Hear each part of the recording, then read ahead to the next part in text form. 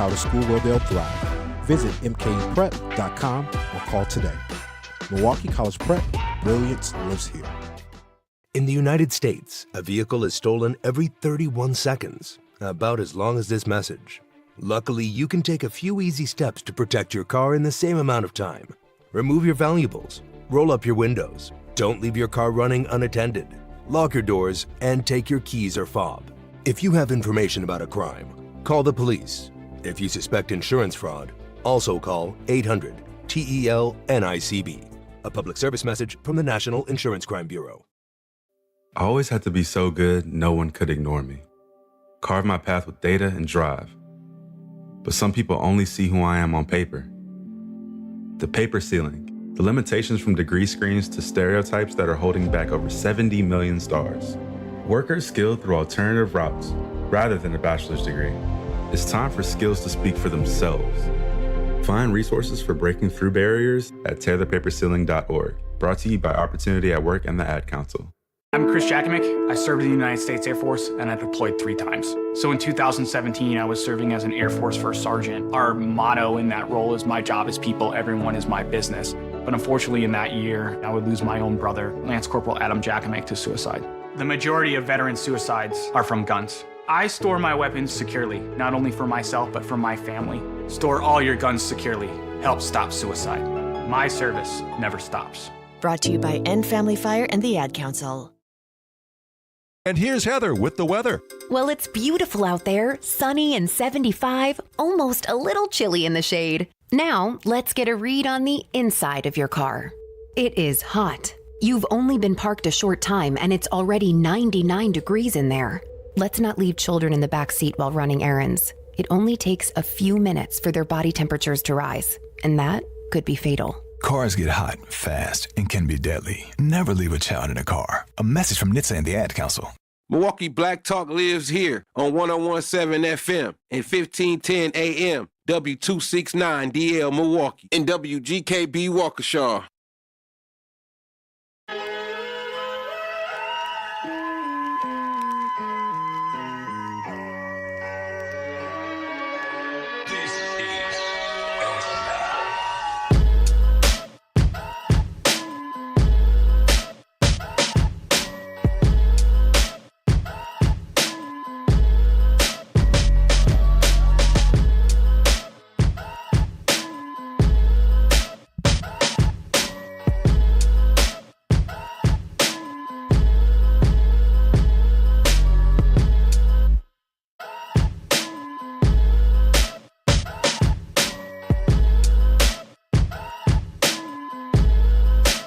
Yes.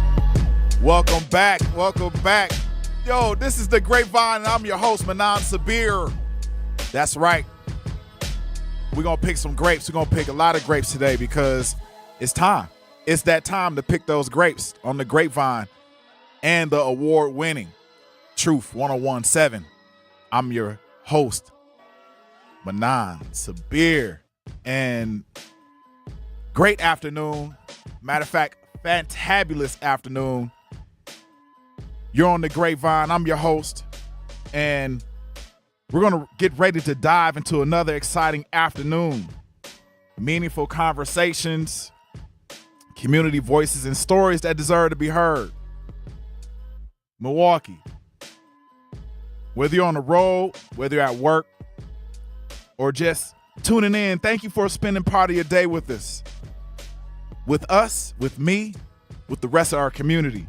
Let's get into it. This is the Grapevine 1017. Milwaukee, a 9-year-old girl was killed last week sleeping in her own bed, and nobody's been arrested. The world feels like it's one bad week from catching fire. Everybody's got an opinion, but today, every guest in the studio has a solution. First, we have 2 law folks from Roanoke, Virginia. Shout out to Roanoke, bringing the Ignite program to Milwaukee to reach our young people before the streets do. Then we have the Ahmadiyya Muslim community, been on the north side since 1968, maybe even longer. They believe in something that'll stop you in your tracks. I like the fact that We're not afraid. We're not afraid for things to stop in our tracks. What's up, Milwaukee? We have something good for y'all. We have something good for y'all. It's a solution. We have a number of people that are willing to take that ride with us, to ride down that pathway, that journey of trying to understand how we can solve the mysteries within our community. You're going to be on the Grapevine with me, with the community. We're going to look for calls, text messages, and also we're going to let you light up our chat line from the YouTube channel. So welcome back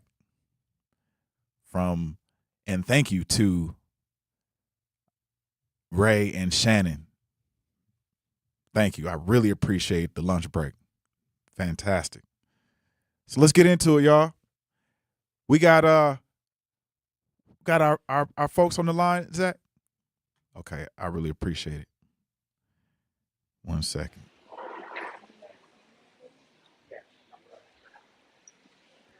How you guys doing today? We have Sheriff Antonio Hash. How are you doing? I'm doing good. And yourself? From Roanoke, Virginia. And we also have Deputy Danita Scott. How are you doing? She on the line as well. We on 2 different phones. Okay. So we're trying to hard to connect both of them at the same time. So she's standing right here next to me. Okay. But it was difficult. So but she is on the call. Hey, look, we're gonna work through. We're gonna work through these. We're trying to make it work. Hey, listen, that's what we do. We're gonna make it work. And have her come on in. It's fine.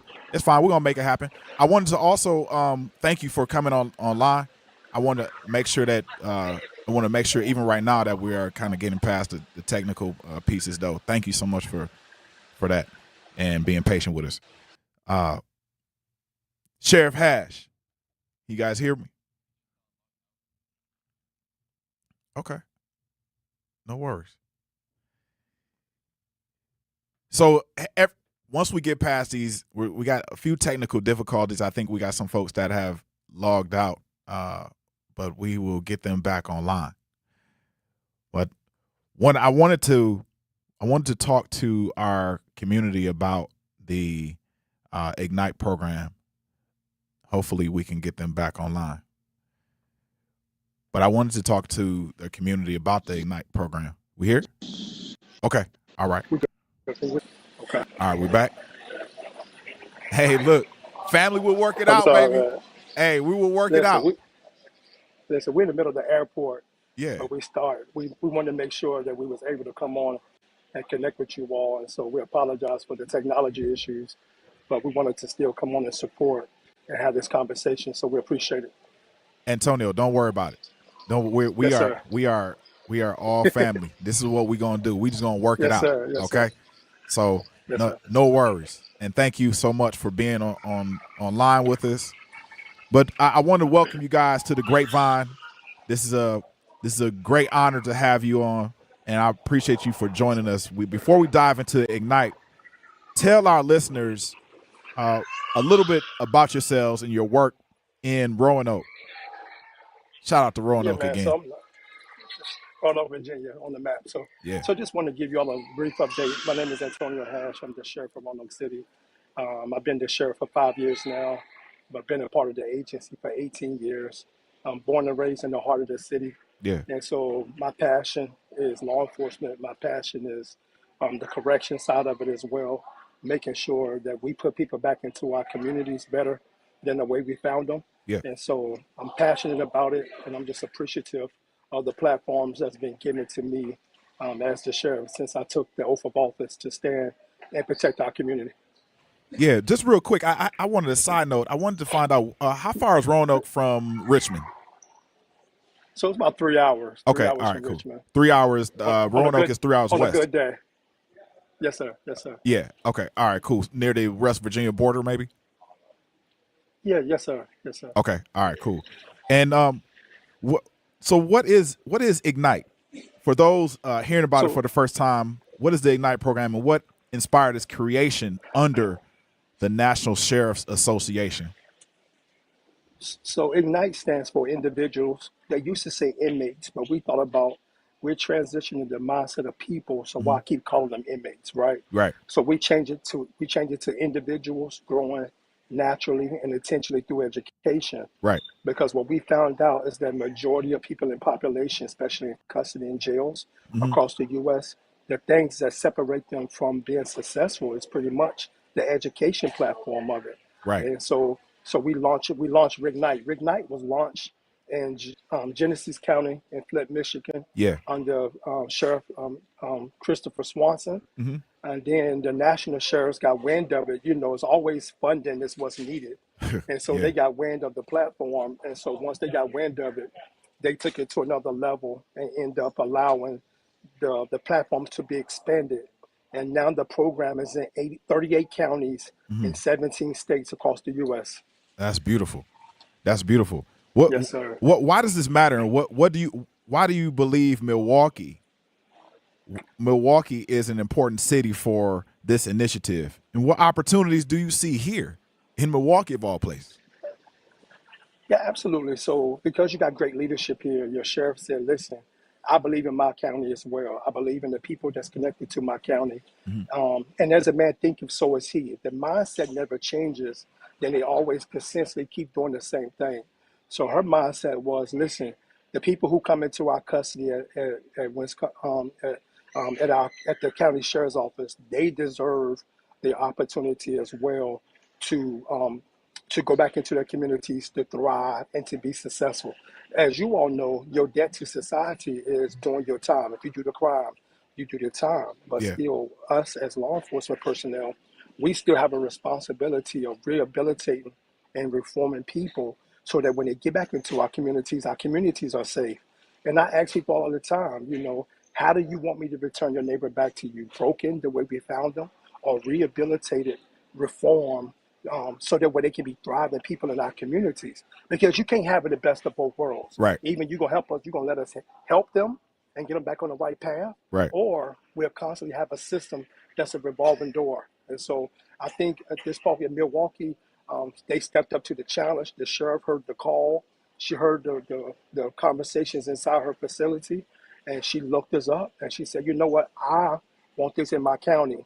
And so we came here today to launch Ignite in her facility, and just to hear the momentum, see the momentum here, the different people, the stakeholders, the supervisors, those community partners who said, listen, let's make this happen for our locality as well, man. It's a blessing to see it happen today. Man, that's amazing. What makes Ignite different? So like there are many youth programs available today. Yeah. But what makes Ignite actually stand out? See what? Yeah. Yes, sir. So what happens is typically our program is dealt with them when they come into custody. We try to go have those community engagement projects where the sheriff's office go into the community and help people in the community before they get to our facility, right? Right. But once they get into our facility, you know, now we have to sit them down for 6 months, 12 months, a year, 2 years while they do time. And so typically we don't deal with the youth because this is the adults that we deal with with this program. And so we try to get them, we try to get them before they come in, which we create opportunities with community partners to tackle some of those issues. But if they come into custody for whatever they choose, whatever they do, whatever crime, once they get their time, we start focusing on them returning back home to their community in a better place. And so that's what our focus is. Man, that's really unique. That's really unique, Wow. And Milwaukee has it right here. Yeah, so we launched it today. Yeah. The sheriff said, look, so people flew in all over the country. We got great partnership with Verizon Frontline, Securus Technology. And so what they said, listen, sheriffs, we hear your ask. And so what they decided to do was to pour into this program. And so what they do is they allow sheriffs like my facility to come in and partner with that particular sheriff to come in and support her. How do we get this off the ground in your facility? What do you need? What classes do you want to teach? Is it financial literacy? Is it reading? Is it their GED? Is it starting a business while you're there? As a man thinketh, so is he. Their mindset don't change. Then they constantly sitting doing time. They become institutionalized, and that's fine for some people who don't want change in their community. But I'm tired of people coming to us after the fact saying, "What you gonna do to help them?" Now that we got them in custody for 6 months to a year, why can't we help them there? You right? It seems we work like with them on the outside, but yes. Oh, I'm sorry. Yes, keep going. So we work with them on the outside before they come in with some of our partnerships. But unfortunately, some of them, they still haven't learned their lessons. And so while they're sitting down for their time period that the judges give them, we just choose to rehabilitate and restore people. And you know as well as I know, mental health plays a big part in a lot of it, right? Right. You know, your upbringing, you know, your stabilization. So a lot of these things, childhood drama and trauma, right? Got them I locked just up. used those And two so words yesterday. Right, yeah. Yeah. And so relationships, whatever, something got you in custody. So we sit down, we dissect it, we go through the pieces, trying to figure out where they are. And then our team puts together a plan to support them so that way we can make sure that we categorize or put a plan in place to support the individual, not just throwing them into all these programs just to help them. So we hear anything dealing with mental health, or you don't have no financial stability, or you had a business on the outside but it failed. Right. What can we do to support your business so your business can now thrive on the outside? These are the funding resources that we came up with to support you. There was a federal grant that's out there called Pathway to Home. They gave $3 million to sheriff's offices who were doing the right thing by restoring people before they go back into the communities. And a lot of this is not even money out of taxpayers' pockets, but it's federal funding that's given to our facilities to do.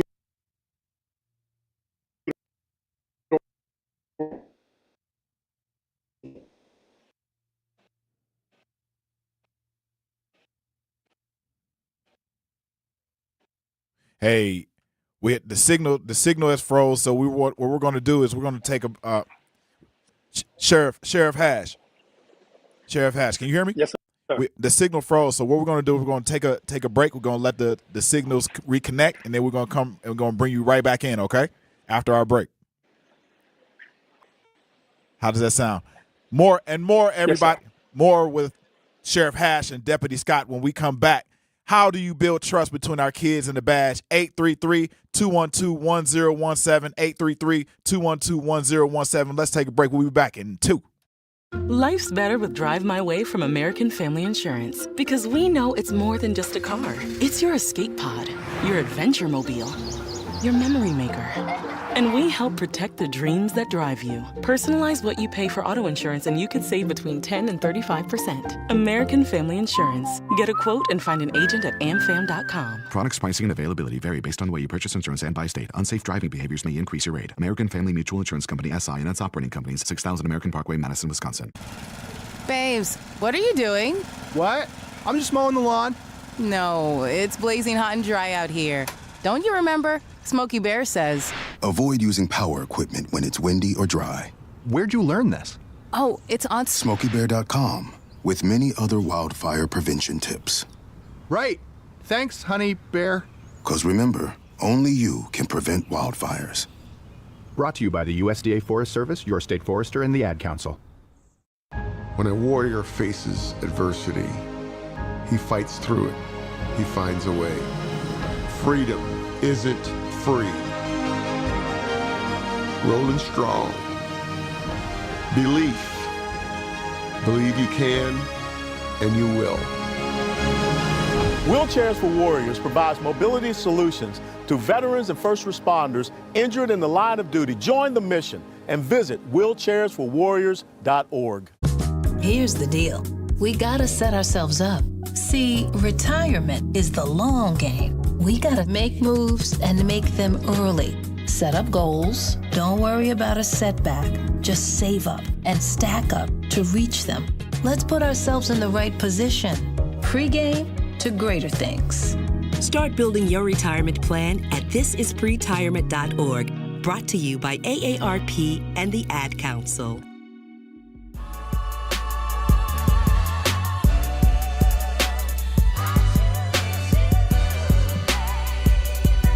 Yes. Love that. Welcome back to the Grapevine. I'm your host, Manan Sabir, and we have two of our finest from Roanoke, Virginia, introducing the Ignite program to the Milwaukee community through our sheriff's office. We have Sheriff Antonio Hash and also Deputy Danita Scott. They're in transit, and so we're going to make sure that we give them the good love and the good light while they're in transit. I like Roanoke, though. Roanoke is a cool little community. So, Sheriff Hash, building trust. It's a major focus of Ignite, and Ignite is strengthening relationships between youth and law enforcement. What are some of the ways the program helps build trust and also understanding?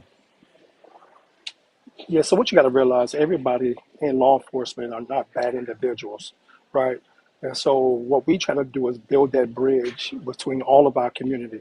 So that way, I tell my staff all the time, I say, listen, you be present for them in the good times. So when they need you, they can be in the position where they can come and talk to you.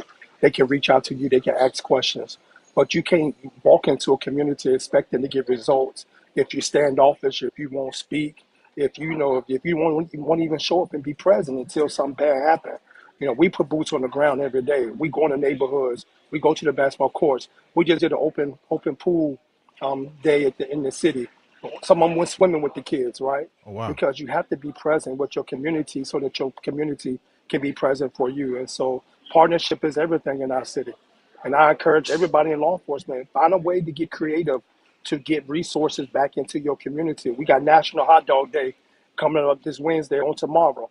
And so we in neighborhoods tomorrow, feeding families, all day tomorrow, because we believe in making sure we take care of our community at large.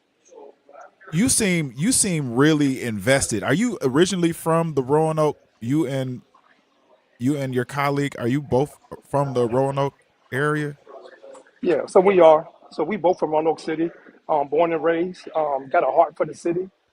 We just appreciate our city allowing us to pour back into them. It hasn't always been that way, right? But we have taken some classes about community policing. And with community policing, it talks about going back into your community and being present, being vocal when you need to, speak up when you need to. We wrong, correct bad behavior. But when we right, stand 10 toes down. And so I think it creates a balance in our community with everybody, so that way they feel like they can trust us. Transparency is the key. Be transparent about everything that we do. And then we make a mistake, we're clear to say we made a mistake, because one, we're trying to always build that community trust, and community trust is important.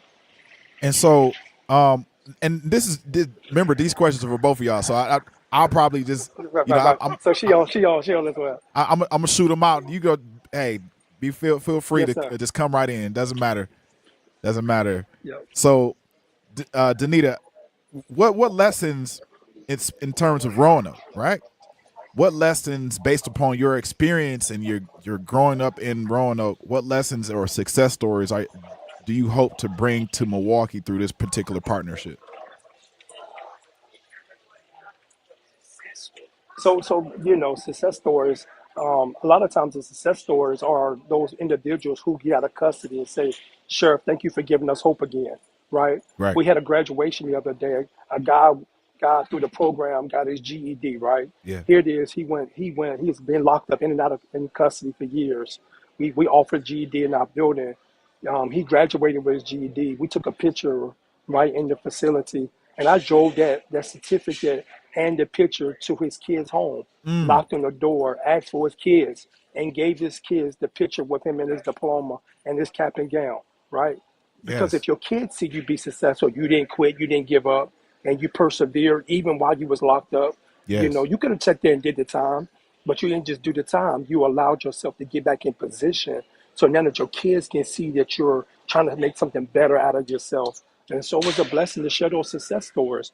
A just man falleth 7 times, but if he falls and he stay there, but if he get back up, he can succeed and go on to the next day.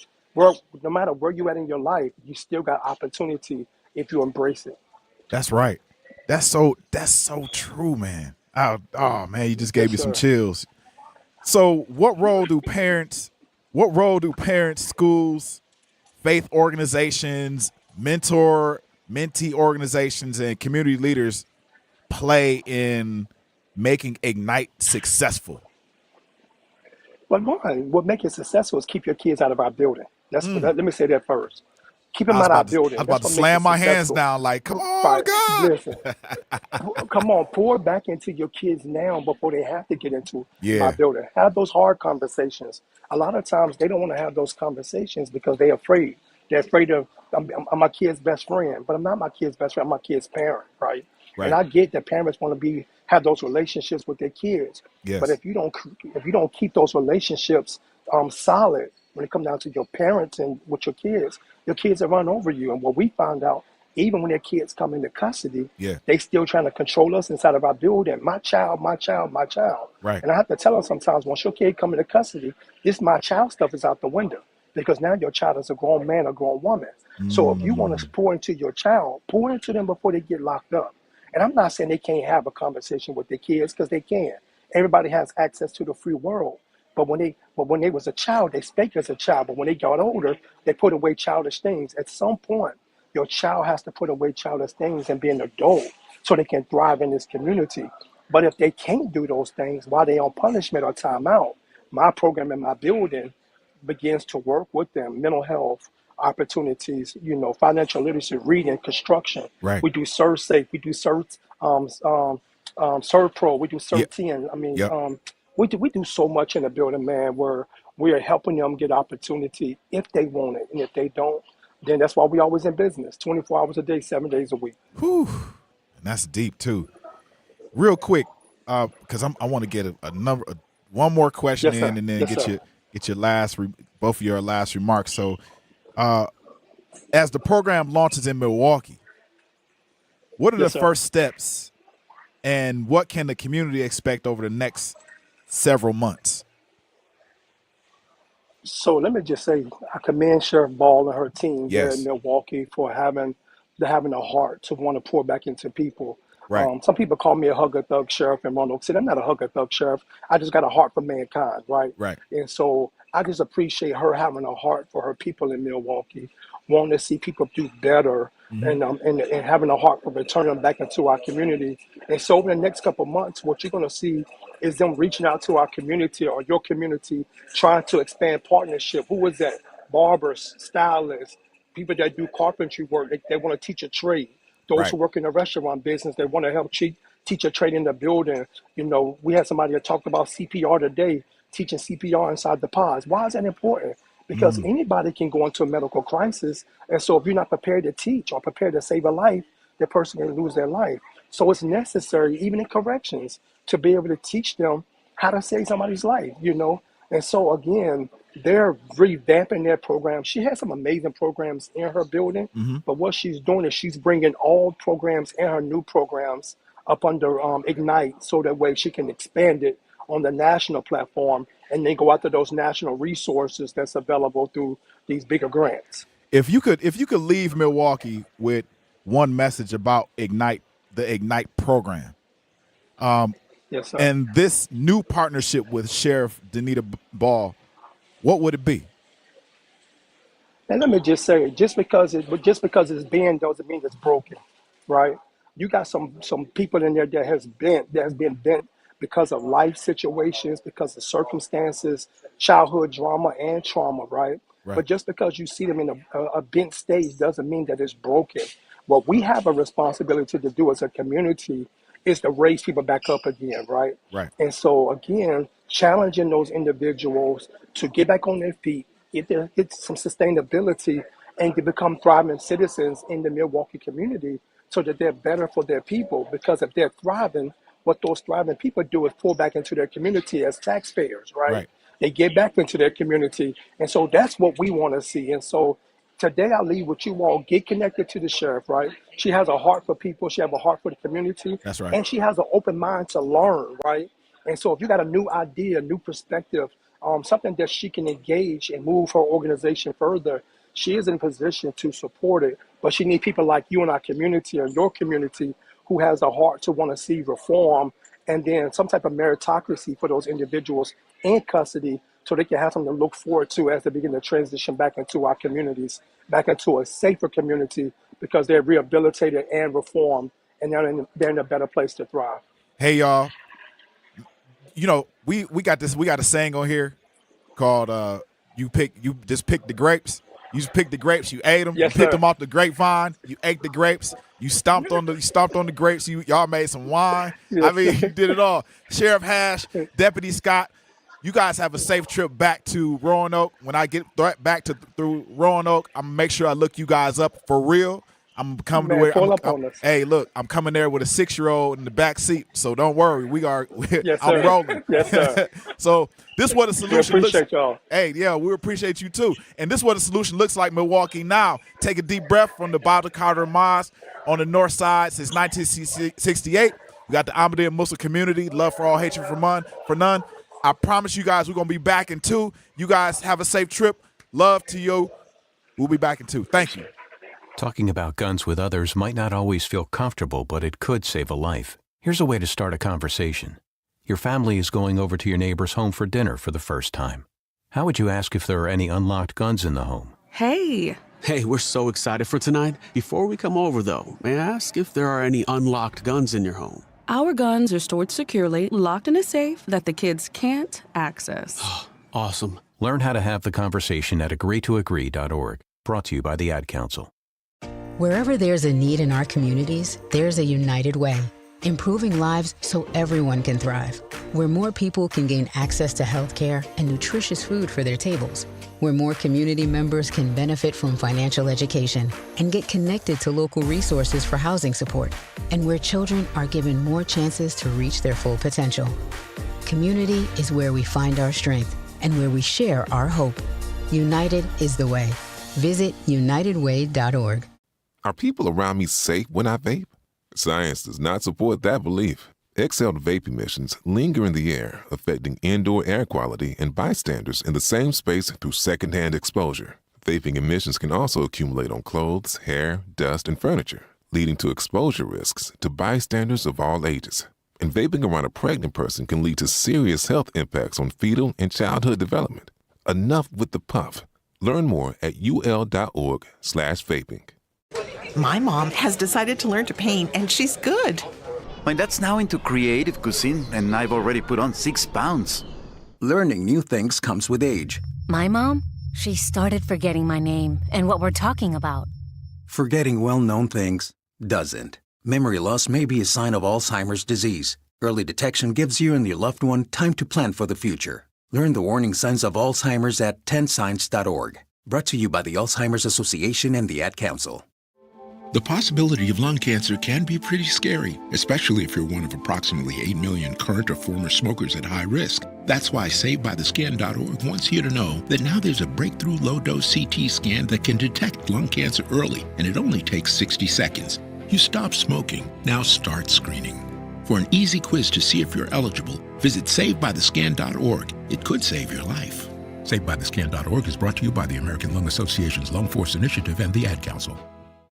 Reading aloud to children sharpens their listening skills, expands their vocabularies, and nurtures a lifelong love of reading. That's why Reading is Fundamental, the nation's leading children's literacy nonprofit, offers free monthly read-alouds by popular authors through its Rally to Read program. Visit rallytoread.org to watch the read-alouds and discover exciting reading activities for school and home. Visit rallytoread.org today.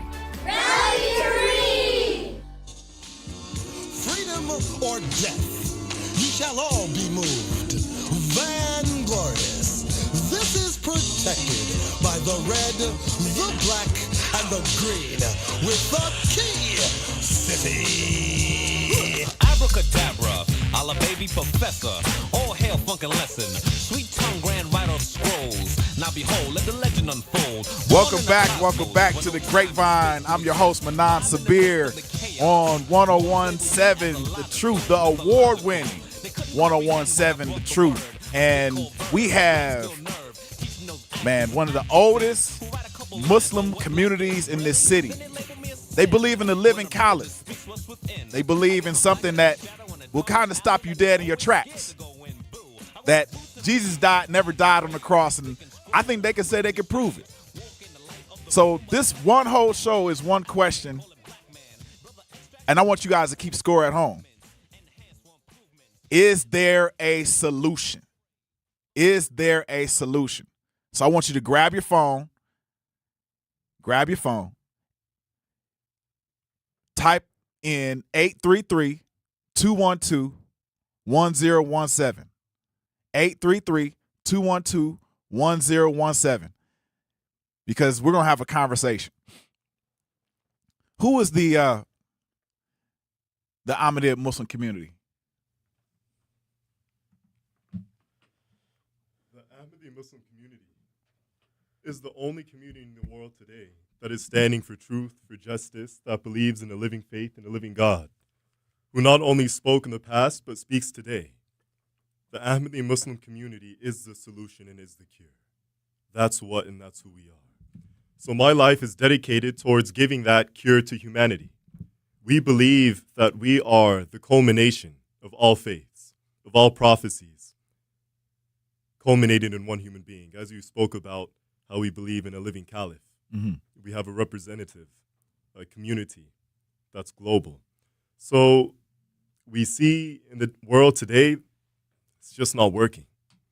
We see a lack of something, a lack of unity, a lack of peace, a lack of hope.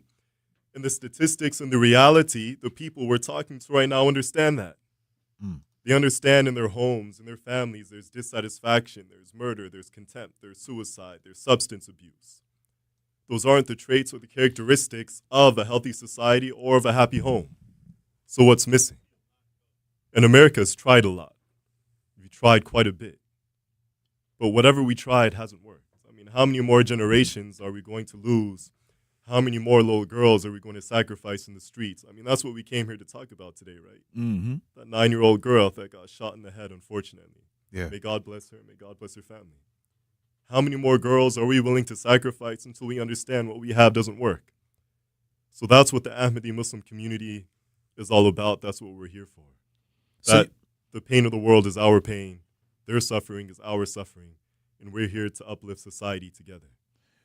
So you all just opened up a new facility, a new mosque, Abdul Qadir Mosque. What does that space mean for the neighborhood, for the community? It's a safe space. It's one of the only spaces you have in Milwaukee that doesn't want anything from you, that only wants to give and fill the holes again in society. If that's filling the hole of company, of peace, of guidance, of finding God, of getting an escape from the rat race, whatever it is, that's what that mosque stands for. We stand for Milwaukee, and we're always going to be here for Milwaukee. You know, if that's providing medical care, if that's providing psychological aid, legal advice, if that's trying to help somebody on their path of God, if that's Islam or not, that's what we're here for. So that mosque will always stand as a beacon of truth, as a beacon of justice, and as a way to help people reach God themselves.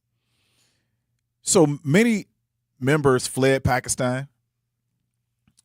Even other members say you're not Muslim. Members of a Muslim community say you're not Muslim. Right. What is that? What is it like being a minority within a minority within a minority? You know, it's familiar. Doesn't that story sound familiar? Mm. Didn't Jesus get called a minority? Weren't the followers of Jesus called disbelievers? Mm-hmm. The followers of Moses, the followers of Abraham, the followers of Noah, all of these men had to migrate because where they were, their people didn't accept them and they didn't accept God. So when you describe an Ahmadi, all you're describing, an Ahmadi Muslim, all you're describing are the prophets of the past and the people of the past. This story sounds very familiar to all the other stories of success we have heard of in the past. So what is it like to be a minority? You can call us a minority in the eyes of the world, but in the eyes of God, it's a story of success, a story of grit, a story of steadfastness. I mean, it's a story of Jesus all over again. It's a story of Muhammad. May the peace and blessings of God be upon him. It's a story of Noah and the ark. All of these stories have the same ending, and you see that congruent with Islam Ahmadiyyat as well. There's a reason it's the fastest growing religion in the world. That's not an accident. And statistics don't lie. Numbers don't lie. So there's something magnetic about it. There's something that the world is being attracted to. And hopefully that's something that Milwaukee is able to witness as well. So Jade Reiser was shot in Milwaukee, Burleigh, and in the Harambe neighborhood. No arrests have been made. You're rooted in that part of town also, but what's the response? Well, in the Quran it says when you kill one person, it's like as if you killed all of mankind. So we can see that living out in many aspects of our life today. Every time you turn around, all the senseless killings that we see, mankind itself is dying and is looking for an answer, is looking for a solution to be saved. And in the Quran, it also tells us that when you save a person, it's as if you saved all of mankind. So our responsibility here is to try to help save all of mankind and to move people away from that senseless killing, from the senseless violence, and to enable people to be able to have the wherewithal to not to resort to those types of means where things like this can happen. So when a young girl like that passes, her last words were, and I'm sure you read it, her last words were something to the effect, I think something's wrong. Basically, please save me. And what happens next to her soul? Is her soul going to be saved? Like, is this young girl, because she passes from this senseless violence, she's innocent, right? Absolutely. We know her soul is going to be saved because she's innocent. She hadn't got to the point where she's being corrupted by society, by the ills of social media and a lot of other things. What they said is that she was trying to tell her sister something was wrong, but nothing was actually coming out when she was speaking. But she knew something was wrong. And she cried, and of course, they came out and got her, and they took her to the hospital, and unfortunately, she didn't survive. But, when I look at that, and someone who works with kids from 3rd grade to 12th grade, it hurt my heart because the first thing I think of is my grandchildren. I have a 9-year-old grandson, and so I looked at her as my granddaughter being lost. That's the first thing that came to my mind. And they still haven't found the individual. And the Holy Quran, Al-Nisa, I know 136, it specifically says, those who believe in Allah, be a witness for Allah against truth, be it against yourself or be against your kindred or against the poor or the rich. Somebody knows what happens. Somebody really honestly needs to come forward. Go ahead. So let me ask you this question in response to that. We have these senseless violence. We have individuals that, when they perform these acts, it's basically hit and run. Boom, and then they go. I had 2 acquaintances that I knew, seen out. They were killed in a hit and run. Both of them were crossing the street. Reasonable time of the day. It's nighttime. They're enjoying themselves out, doing whatever they were supposed to do as young ladies, and they were in a car accident. Not car accident, but it was a hit and run, and they both were taken out of this world. My question is, the people that are connected to this doing the crime, what is going on morally? Because it seems as though it's not just singular incidences. It's becoming more pervasive and more gross. It's almost like an amoeba that individuals are continuing to commit these crimes over and over and over again. I have a question. What are we going to do morally? Because I know there's either we're at this turning point, and the turning point, and everybody sees it. We're either, it's a fork in the road. It's either we're going way high or we're going way low. So when we come back, we're going to address the issue of morality and how we can find a solution in relationship to morality when we get back into. Our children deserve a real chance to make it in life, and a good education is a passport to opportunity. At City Ford Collective, we're working to make sure there's a great Milwaukee school for every Milwaukee family, because more good options lead to better outcomes. And who doesn't want that? Together, we can give every child the foundation they need to thrive, and a stronger future for kids means a stronger future for Milwaukee. To learn more about our mission, visit us at cityfordcollective.org. That's cityfordcollective.org. We asked parents who adopted teens to share their journey. When I met both of them, it was like my missing pieces were found. Like it was just like an instant, these are my kids. If you're considering adopting a teen, just do it. Kids need families. I don't care the age, everybody deserves a family. Learn about adopting a teen from foster care. Visit adoptuskids.org to learn more.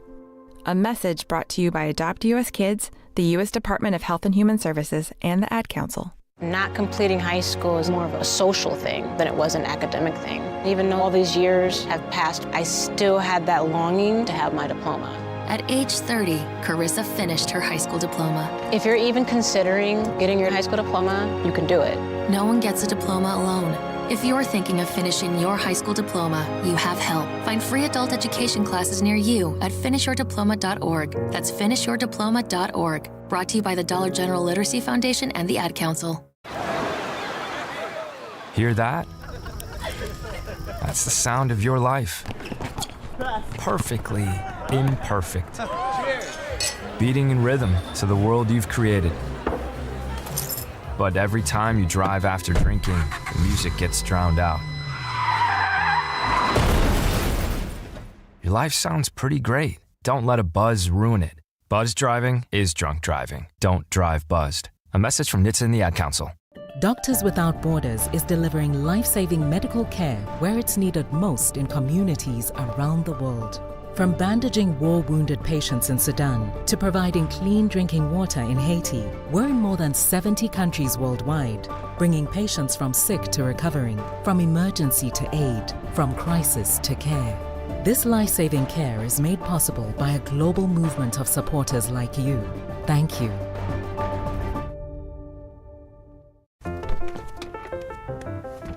Mommy, can I sit in the front seat just this one time? Please, please, please.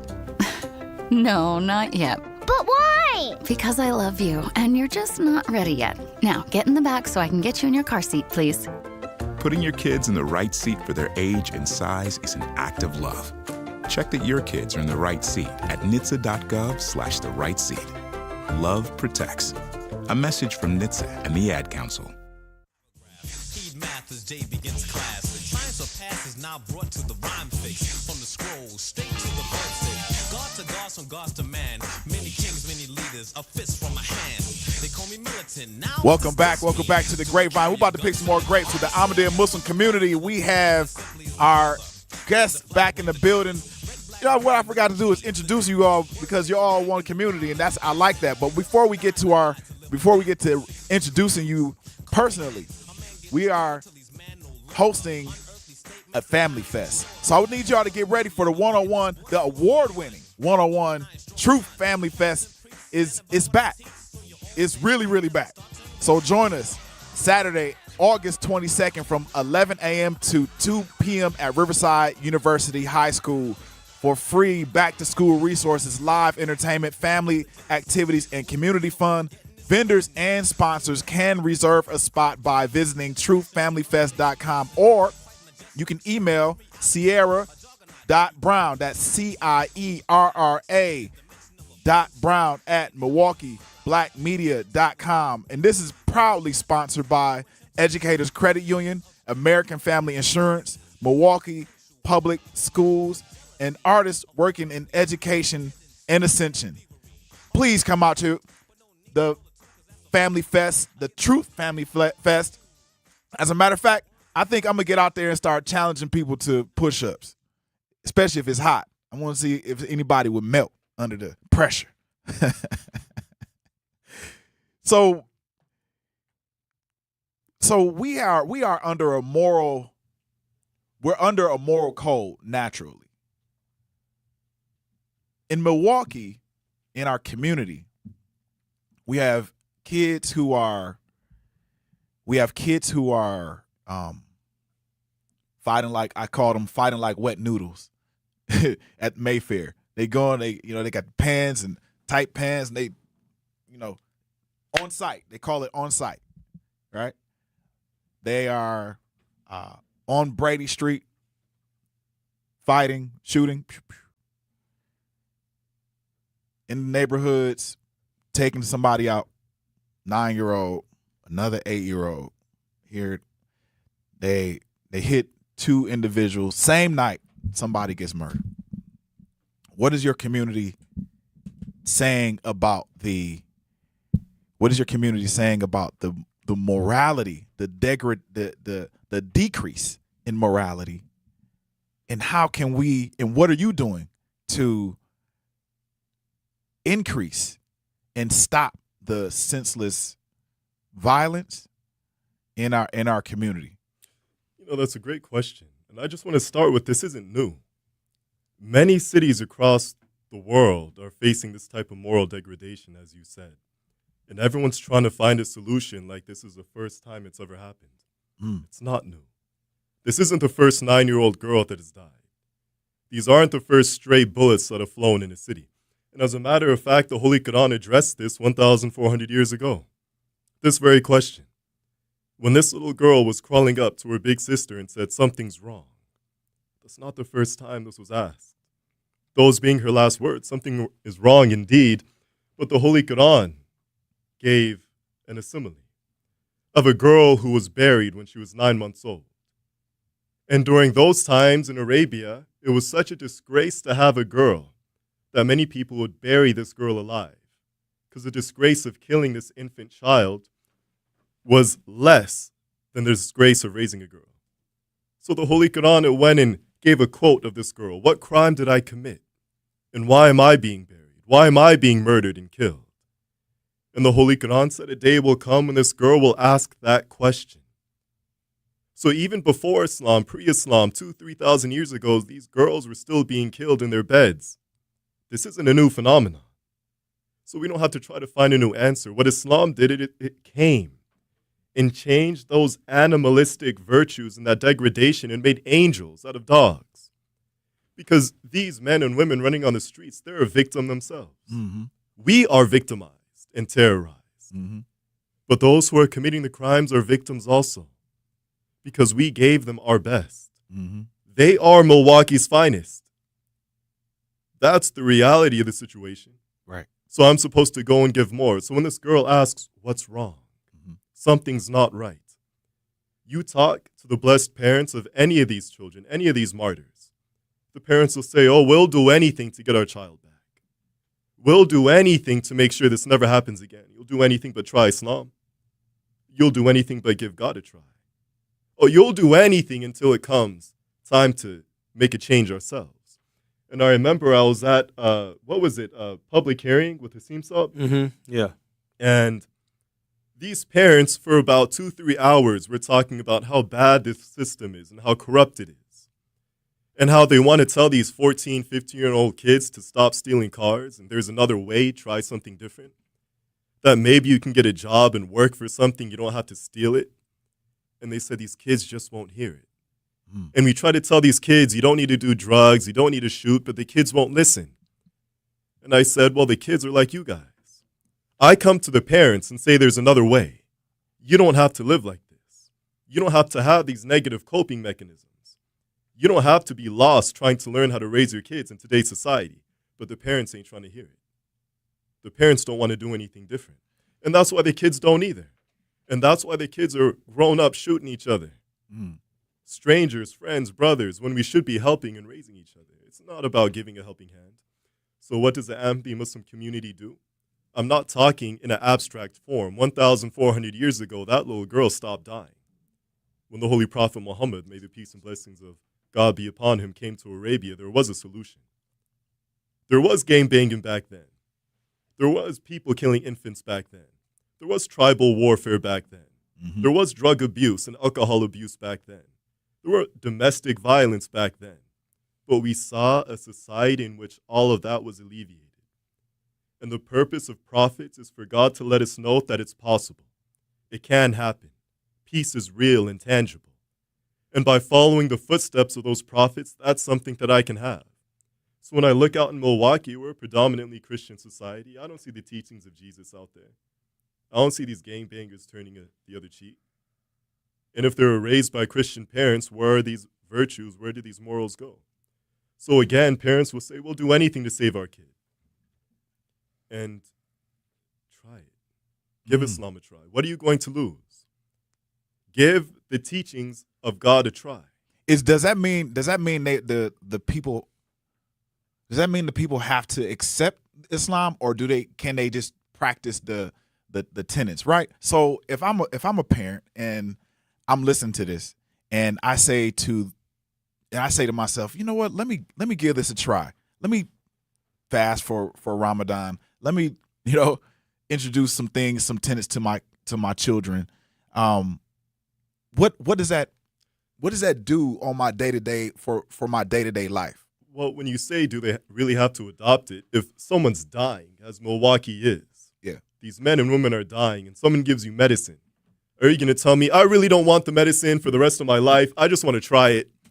I don't want to feel that good. I'll just dabble in it.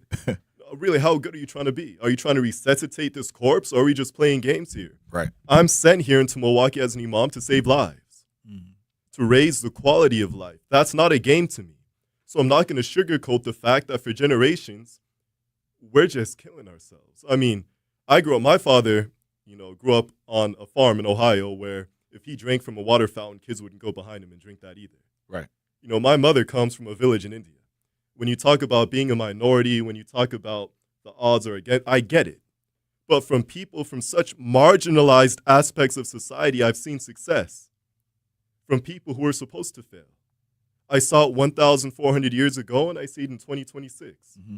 So fasting for Ramadan would be great, but is that really going to save your kid's life?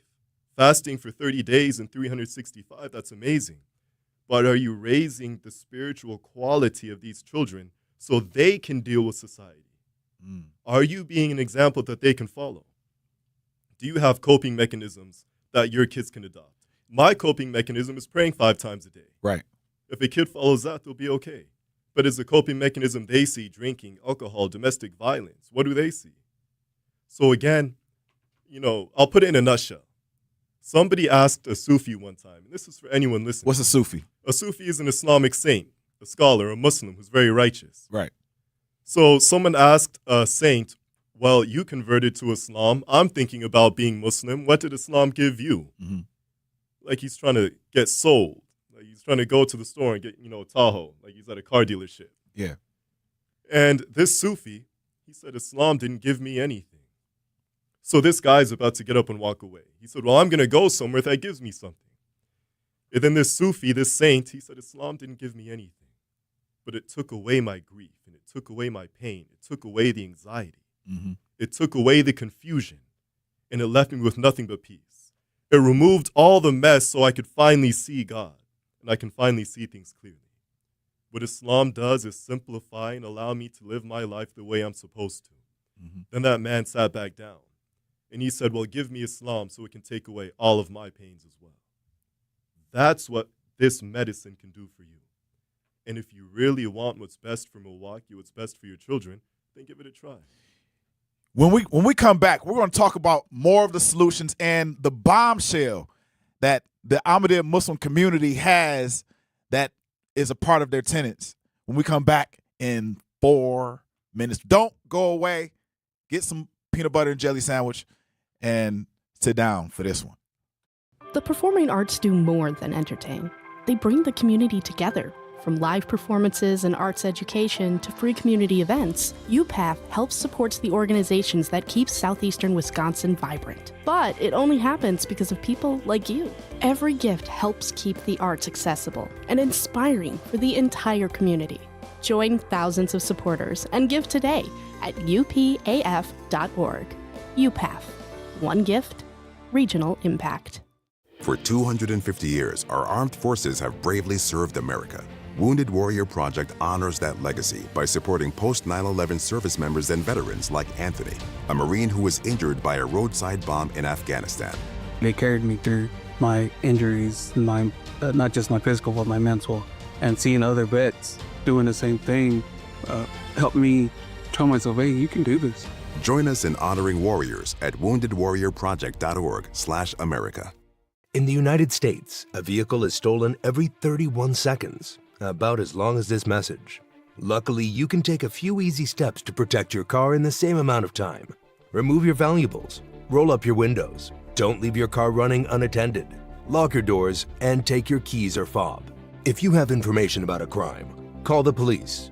If you suspect insurance fraud, also call 800-TEL-NICB. A public service message from the National Insurance Crime Bureau. I always had to be so good, no one could ignore me. Carve my path with data and drive. But some people only see who I am on paper. The paper ceiling, the limitations from degree screens to stereotypes that are holding back over 70 million stars. Workers skilled through alternative routes, rather than a bachelor's degree. It's time for skills to speak for themselves. Find resources for breaking through barriers at tearthepaperceiling.org. Brought to you by Opportunity at Work and the Ad Council. I'm Chris Jakimick. I served in the United States Air Force and I deployed 3 times. So in 2017, I was serving as an Air Force First Sergeant. Our motto in that role is my job is people, everyone is my business. But unfortunately in that year, I would lose my own brother, Lance Corporal Adam Jakimick, to suicide. The majority of veteran suicides are from guns. I store my weapons securely, not only for myself, but for my family. Store all your guns securely. Help stop suicide. My service never stops. Brought to you by End Family Fire and the Ad Council. Milwaukee Black Talk lives here on 1017 FM and 1510 AM, W269DL Milwaukee, and WGKB Waukesha.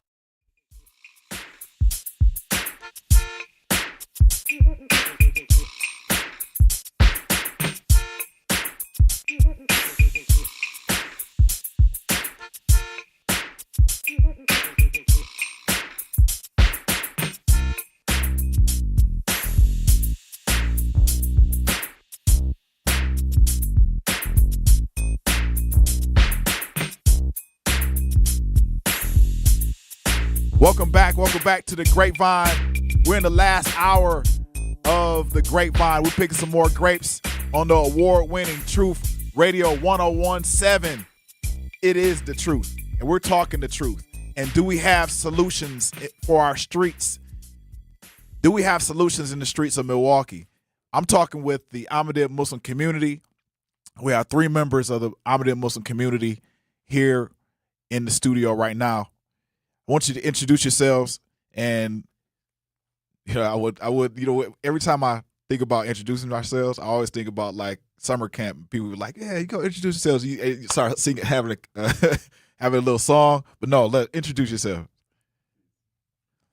My name is El Haj Asim Abdullah Babatu. I joined the Ahmadiyya Muslim community in 2004. Raised as a Christian and left Christianity in 1979 when I graduated high school and found my way to mainstream Islam, and joined the Navy, traveled the world, did a lot of things, worked for AT&T 33 years, retired. But when I prayed, I'd ask Allah to guide me to a mosque among righteous and pious individuals.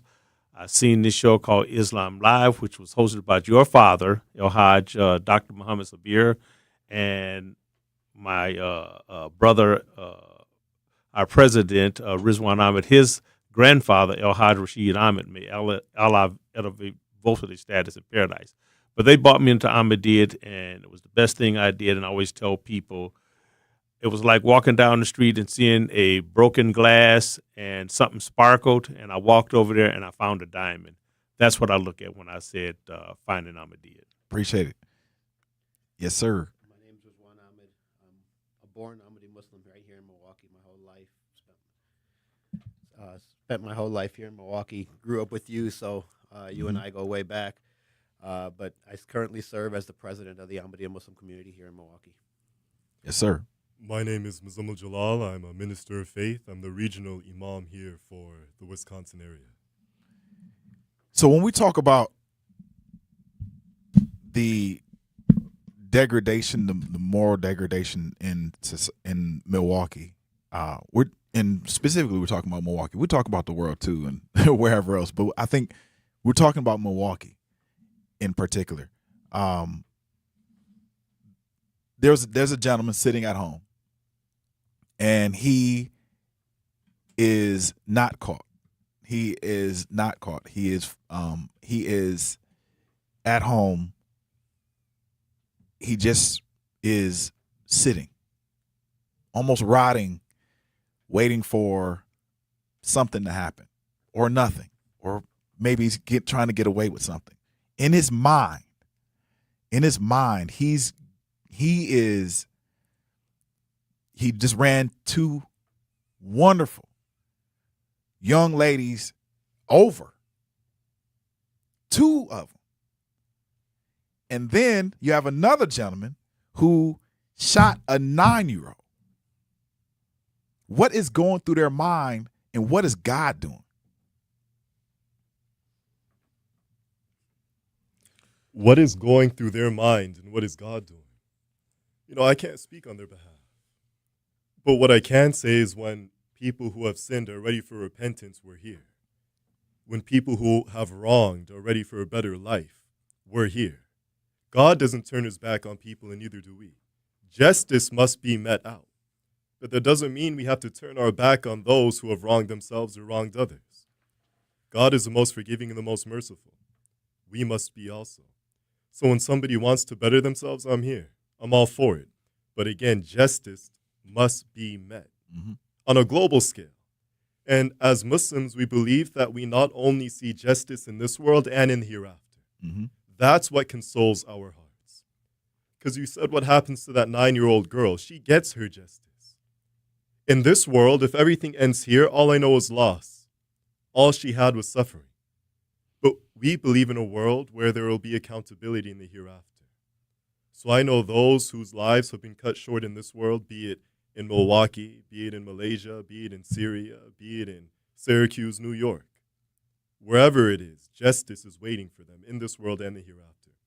What we're concerned about is what we're held accountable for. To make sure that I'm never the one that wronged somebody, and no one in my community is. That's what we're here for, and that's what we're all about. So those individuals that wrong themselves, making sure that that doesn't continue to the next generation. So we have to break the pattern.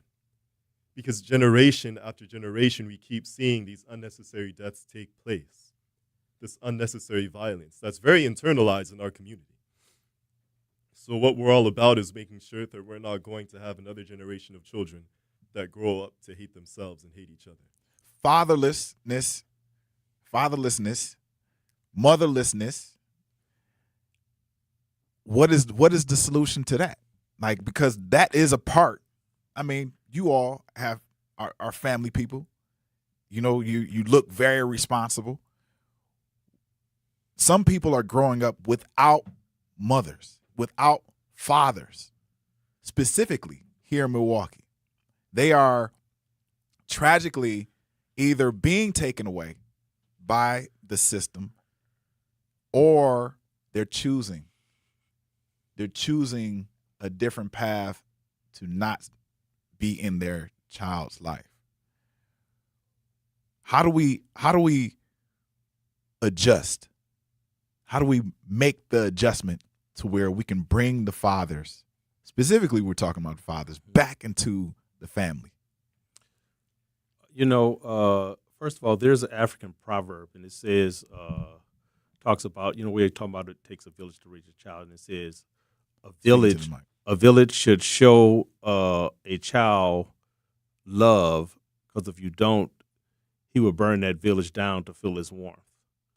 So in order to get fathers, because a lot of these guys out here, they never had their father around, so they don't know how to be a parent. So we need to educate some parents on parenting. It needs to be done. Somebody close to them needs to pull their coattail and say, hey, this is what it is to be a father. I talk to a lot of young men, and I tell them, even if you're not with that woman, be in your child's life. You got to be the one to break the cycle, because your father wasn't there for you. You got to remember, you know what? I don't want my child feeling the pain that I felt of not having a father, going somewhere and seeing another kid with their father, but yet you're fatherless. Those are some very, very important things. And unfortunately, those who don't know anything about parenting, they're going to continue that cycle. It just continues, but somebody has to be able to break that cycle. But that is where we come in. The Ahmadiyya Muslim community, we have to educate them, to talk to them about what the responsibilities of a father is. The father is the protector of the household. He mows everything. Everything starts with the father, because he's that provider. And if you see the strength and the pillars and the things that he does in carrying the family, then that boy, he knows, okay, this is what it takes to be a father. So when you don't have a father, maybe there's an uncle. There's somebody else in the community that can become that role model. And this is one of the things I do. When I get kids in my life, I tell them the first thing I say, I'm your papa now. You can call me Papa Babatu, you can call me Mr. Babatu, but right now I am your papa. And I treat them that way. And when they start seeing that somebody cares, then they start seeing what fatherhood is like, or what grandparenthood is like. And this is what it's going to take. It's going to take that and more, because then I need somebody when I'm not around, hey, show that kid that same love. Show him that respect. I had a guy, we were in Camp Rise one year, and one of the guys, he was 70-plus years old. He had the little 10-year-old boy crying. When I asked him what happened, he told me what happened. I made that guy go apologize to him. I said, you want that kid's respect, but yet you don't want to respect him. So we got to show these kids respect. We got to listen. That's the biggest thing. Kids are out here screaming and hollering for, I need help. But a lot of us, we turn the other way. We turn the other cheek.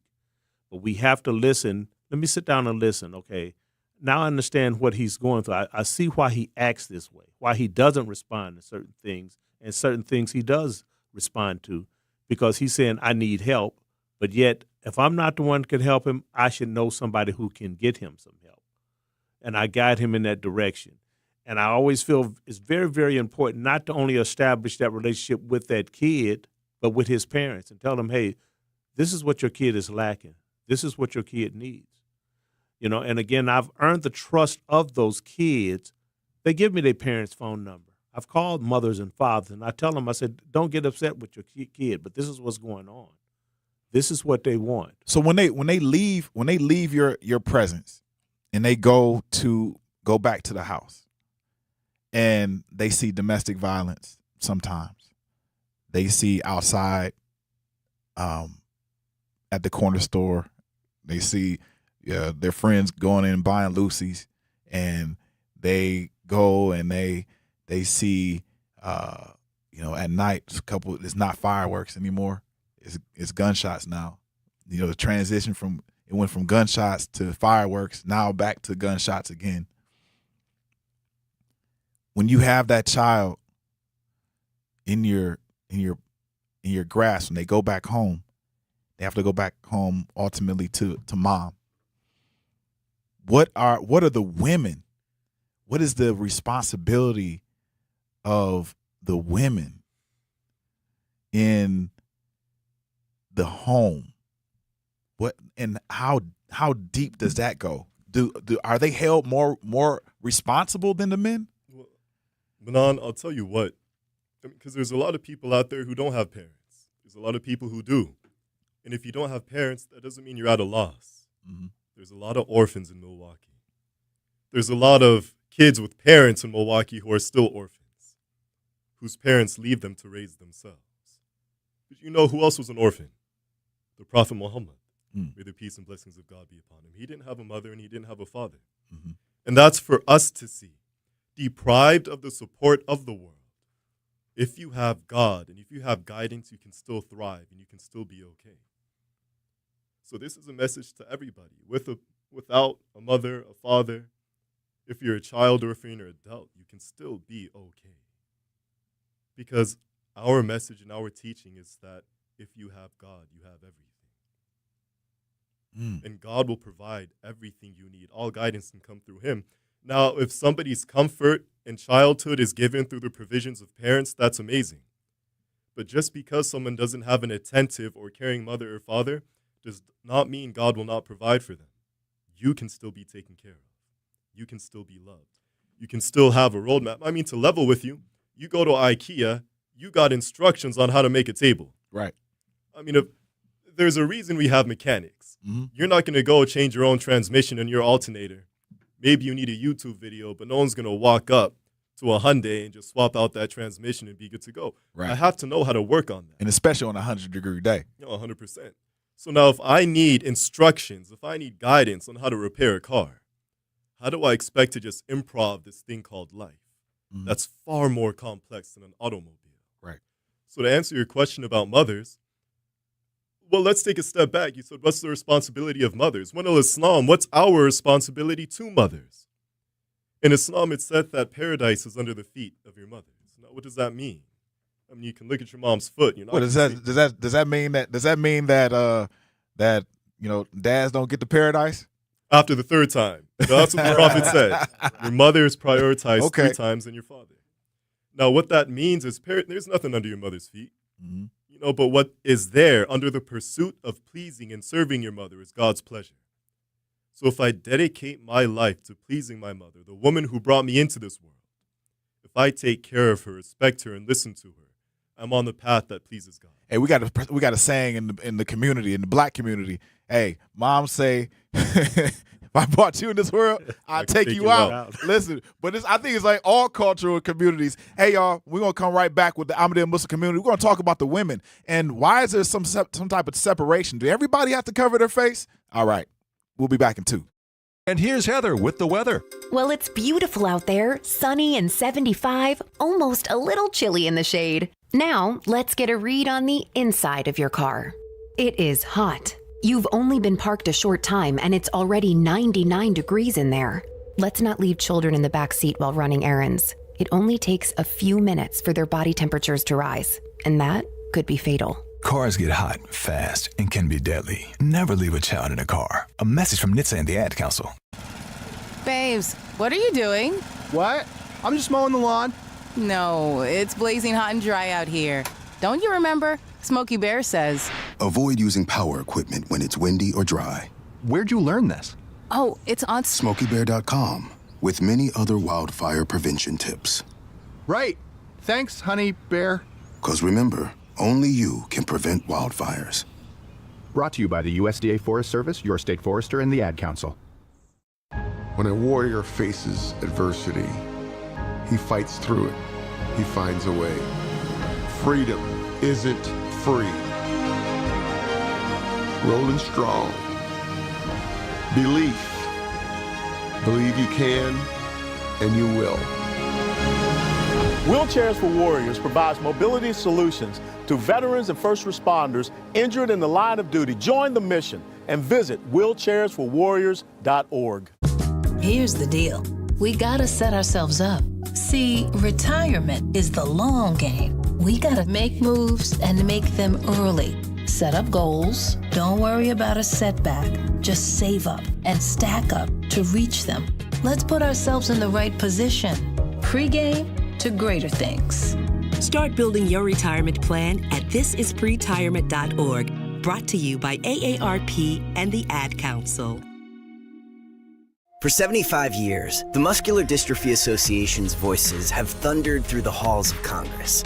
For 75 years, we've willed the impossible into existence. For 75 years, the MDA community has pushed the science, shifted the narrative, and established the field of neuromuscular medicine. And until that day when this is all a thing of the past, you couldn't stop us if you tried. Join us and celebrate 75 years of breakthroughs at MDA75.org. You can't buy a best friend. You can love them, walk them, pet them, and care for them, whether they want you to or not. You can take a picture or 50. You can fly to the moon, travel the world, or just stay in bed. You can't buy a best friend like that. but you can adopt one. There are millions of pets waiting for a best friend just like you. Help us save them all at bestfriends.org. La la la la la la la la la la. La la la la la la la la la la la. La la la la la la la. Hey y'all, welcome back to the Grapevine. We're about to pick some more grapes to the Ahmadiyya Muslim community, and we're gonna get right to it. So we have the women. Women is, you know, we got. I had a show, and on my show I was describing the viciousness of the women in society, and it's in Milwaukee in particular. There was an incident at Summerfest, and there's a few incidents at another fest where the guys weren't fisticuffing anymore. It was the women. It was multiple fights of women, and even it got to the point to where a woman beat up a guy. I mean, he probably did so. I mean, and she had some good hands. I'm just saying that it's shifted to where the women were fighting so much, have been fighting so much, that now the men are videotaping and being the voyeurs of the women fighting. So and it's becoming really, really vicious to where the women are now like they're going at each other and they're saying words like, I'm going to kill you on sight. I'm going to hurt you on sight. And then I see you guys, I see the women in, the mosque, they're covering their heads. They go separate ways from the men.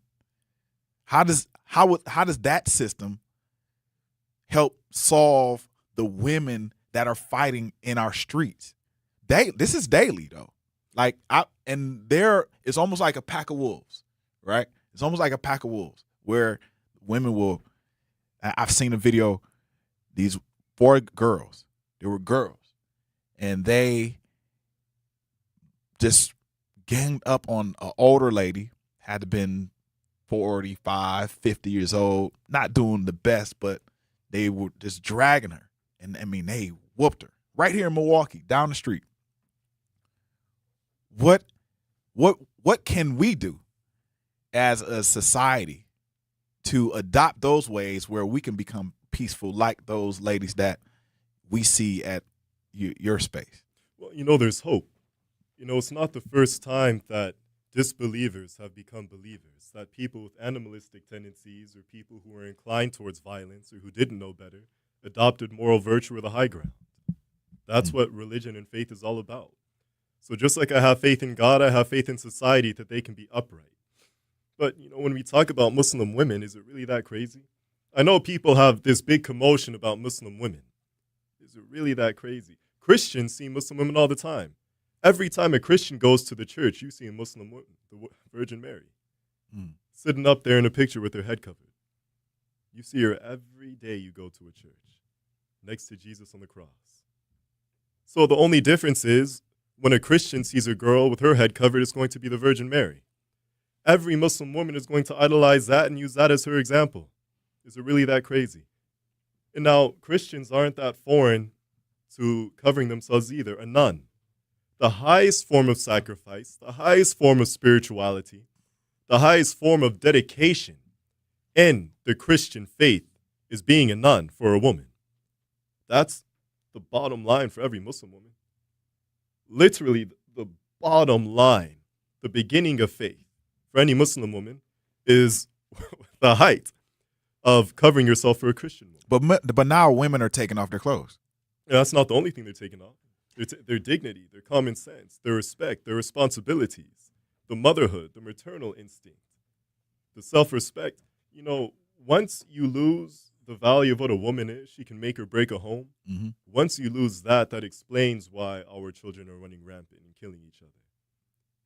I mean, a father cannot do what a mother can. Speaking to the mic. A father cannot do what a mother can.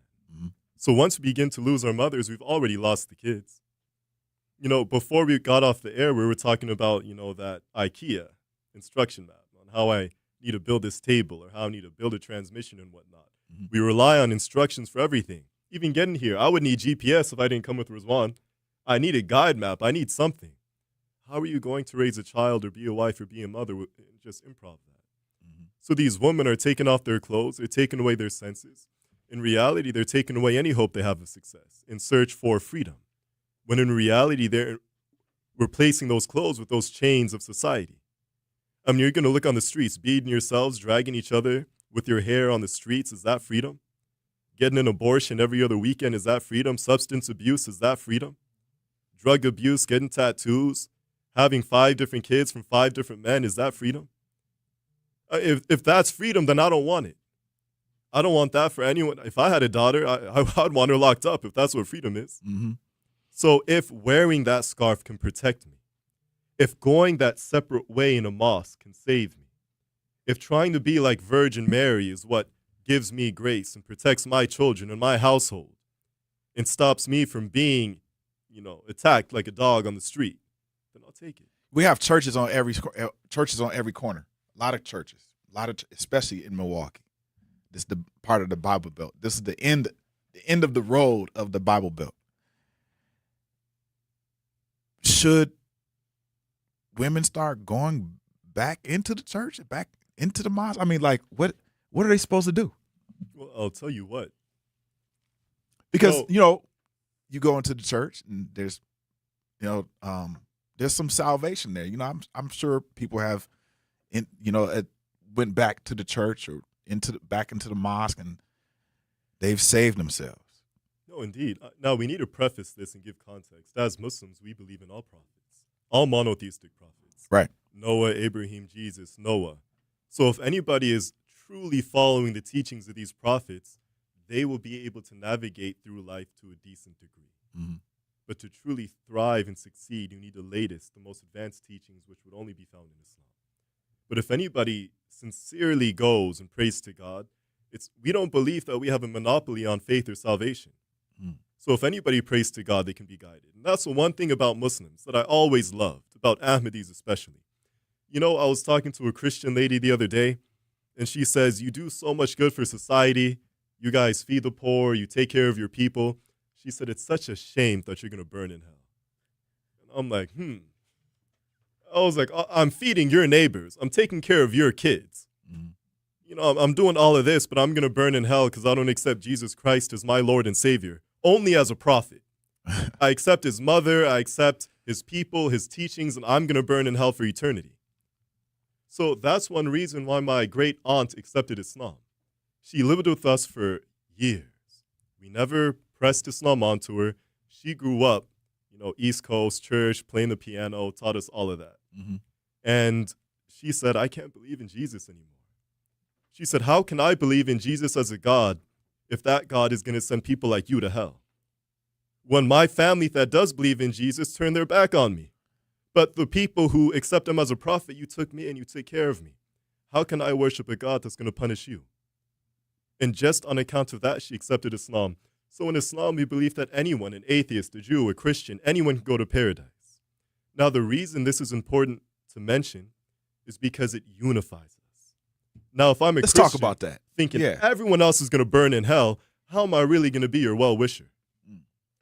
You're going to hell. God doesn't love you. Why should I?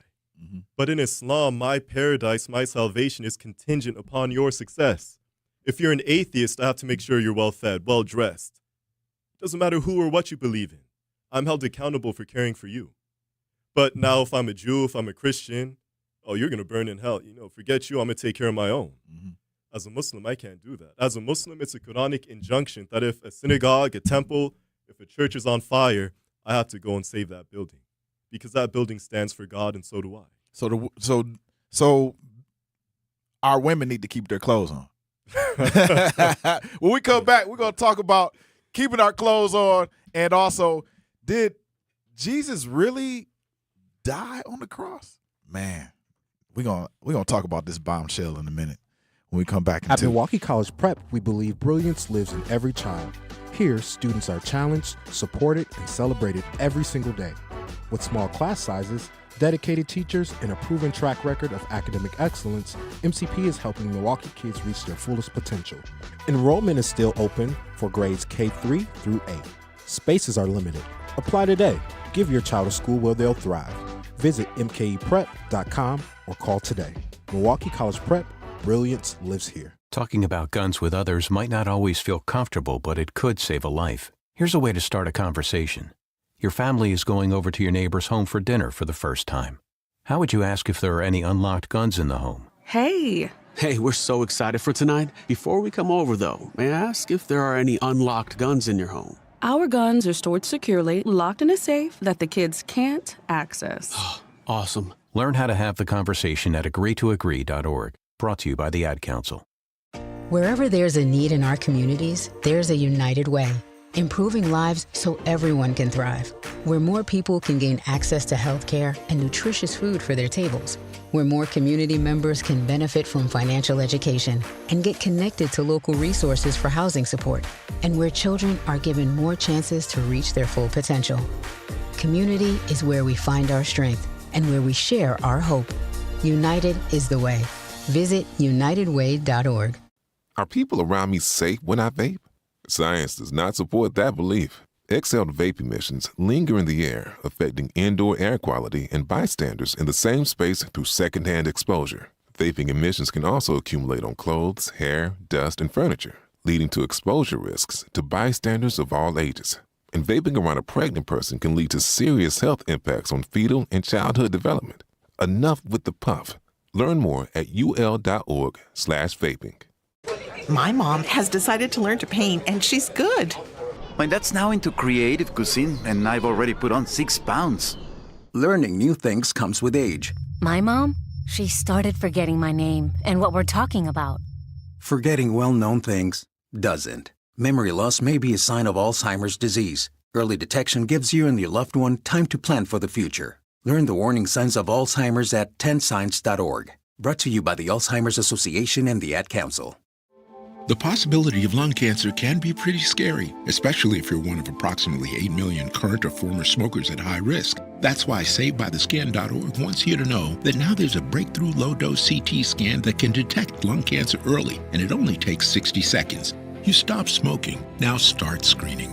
For an easy quiz to see if you're eligible, visit SaveByTheScan.org. It could save your life. SaveByTheScan.org is brought to you by the American Lung Association's Lung Force Initiative and the Ad Council. This is the Bloomberg Black Business Beat. Jeezy has been making hit songs for over 2 decades, with collaborations with high-profile acts like Jay-Z, DJ Khaled, Drake, and more. But the hip-hop game has changed a lot since he first started rapping. And Jeezy talked to me about how today it's really easy to release a song that immediately reaches a massive audience. You can make a record in 3 minutes if you like. But the caveat is you can upload that record right there in your bedroom and reach millions of people. It would have took me millions of dollars to reach millions of people. Jeezy compared the rapid evolution of music tech to advances in the kitchen. You know, when I came up, we was on top of the skillet, and then there was a microwave, and now there's the air fryer. And while he's a fan of a lot of new artists, he does warn that quality could suffer from being able to cook up a hit so fast. When you don't put as much into something, you can't expect it to be there that long. I'm Bloomberg's Justin Milliner on the Black Business Beat.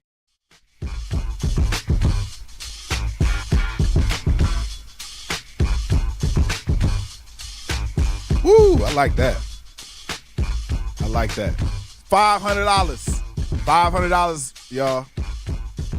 You guys once had a sign up in your building, in the window of the building, $500 for somebody that can prove that Jesus did die on the cross. And people would come in and nobody won. Am I right? Yeah, it was almost every week somebody coming through with their Bible in hand. I remember I was a little kid at the time when our mosque was over on North in Lisbon, right where they met. But people used to come in all the time with the sign that we said had, and that offer still stands, but we just took the sign down because you want to build more unity amongst people and sow the divisions. And that was something that kind of was more controversial. But the sign said $500 reward for anybody that could prove from the Bible that Jesus died on the cross. So tell me, this is going to be, This is gonna be good. I'm almost closing my eyes because I can just see somebody calling. And yes, we're gonna take some calls. Definitely. 833-212-1017. We can go to the end of the earth with this one. Thanks, Zach. I know who's calling. Give me the basis of Jesus not dying on the cross. Like, Jesus didn't die on the cross. What does that do for the humanity if he didn't? Man, you're not pulling any punches. Nah, we're going Ali today. Rope-a-dope. Yeah. So, did Jesus die on the cross? No, we don't believe so. In essence. Now, listen.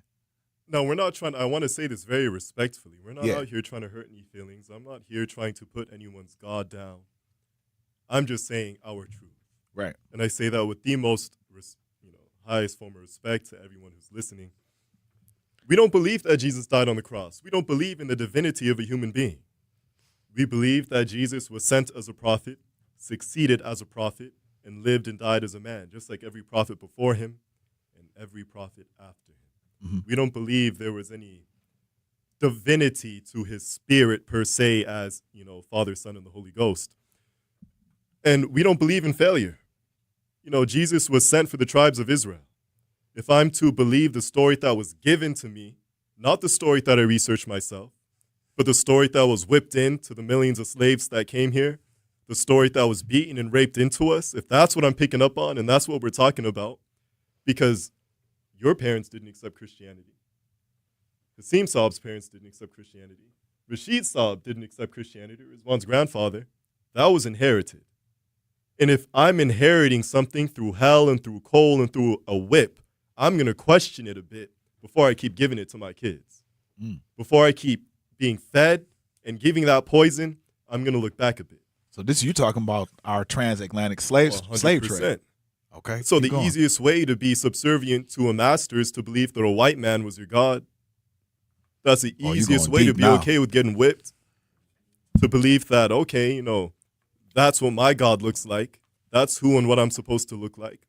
And why would God shape and form a religion in this manner? That's Donald Trump. Donald Trump wants to look like God. 100%. So how am I going to, deteriorate and degrade the face of my God to a person?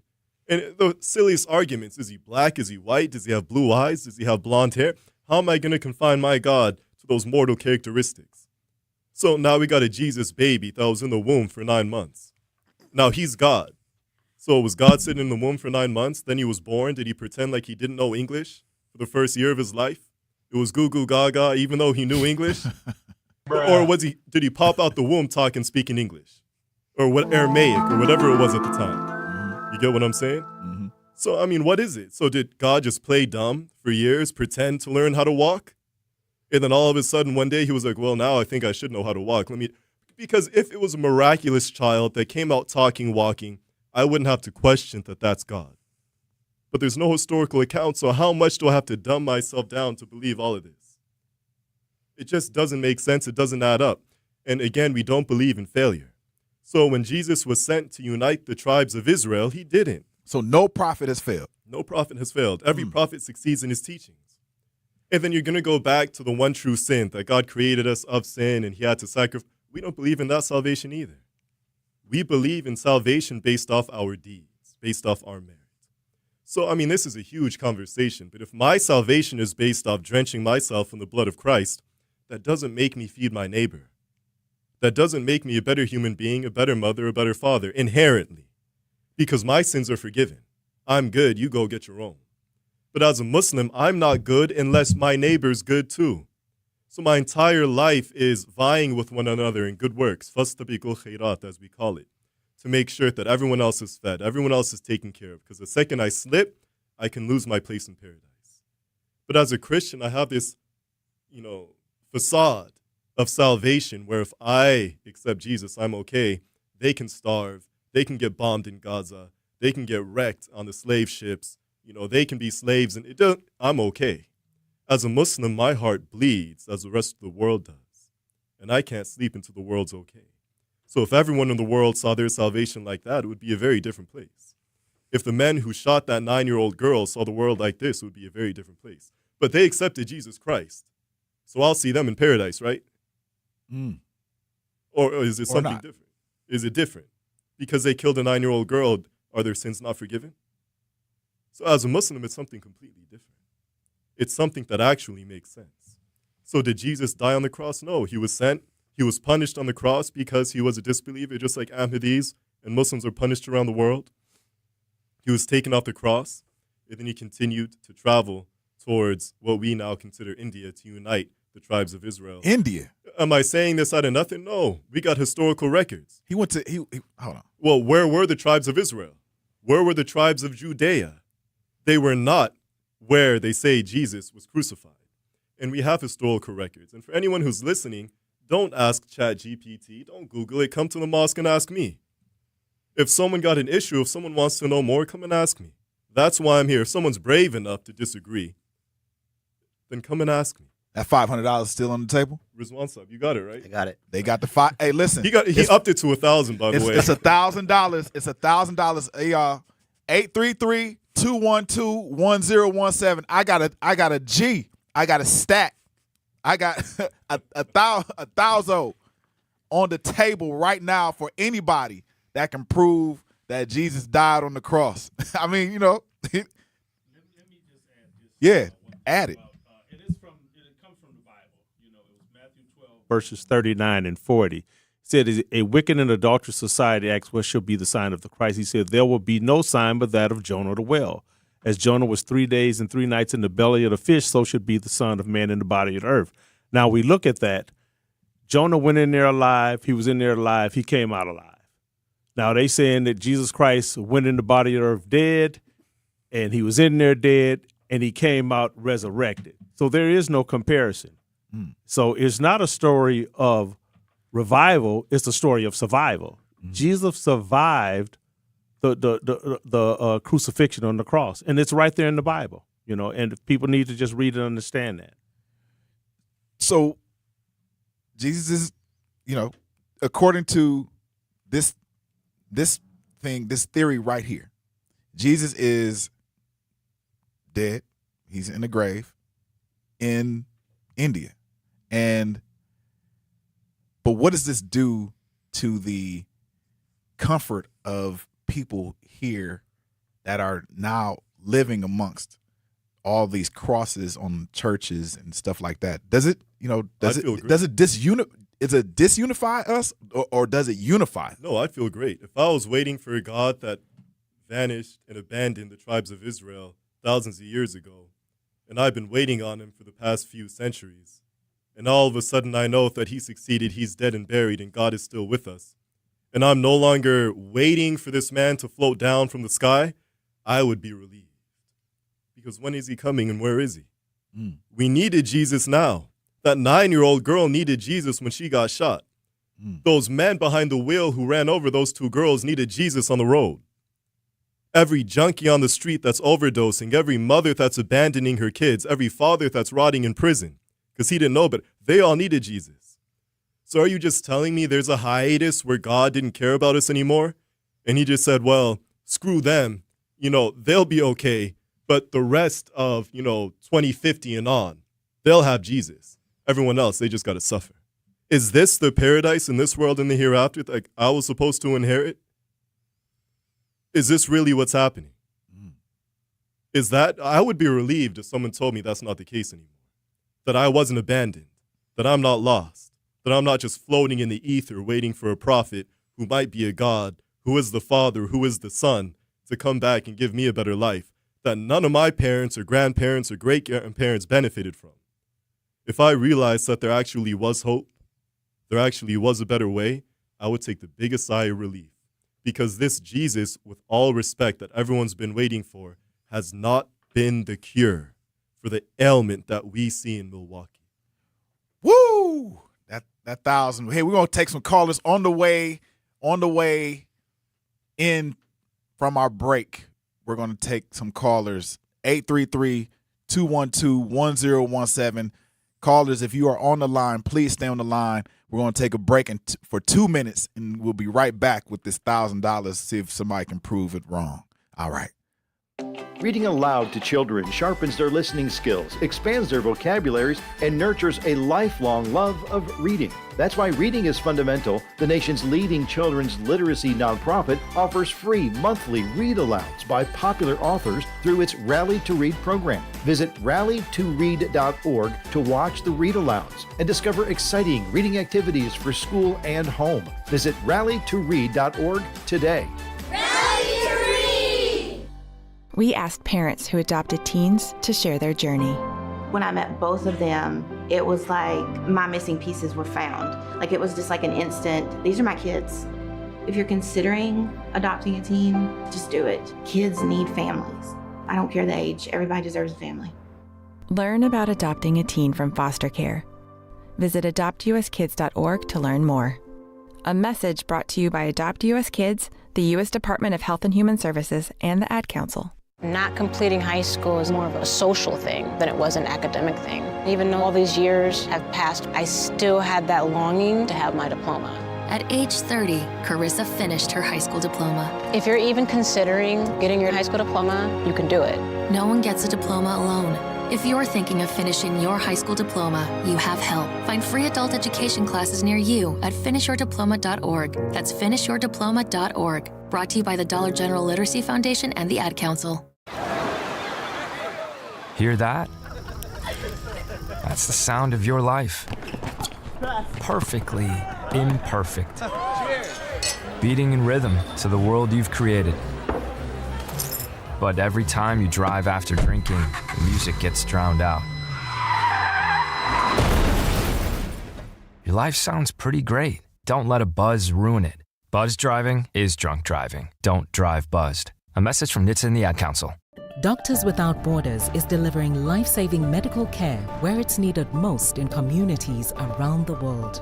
From bandaging war-wounded patients in Sudan to providing clean drinking water in Haiti, we're in more than 70 countries worldwide, bringing patients from sick to recovering, from emergency to aid, from crisis to care. This life-saving care is made possible by a global movement of supporters like you. Thank you.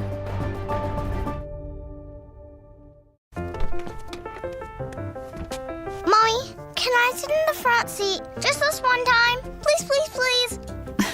No, not yet. But why? Because I love you, and you're just not ready yet. Now, get in the back so I can get you in your car seat, please. Putting your kids in the right seat for their age and size is an act of love.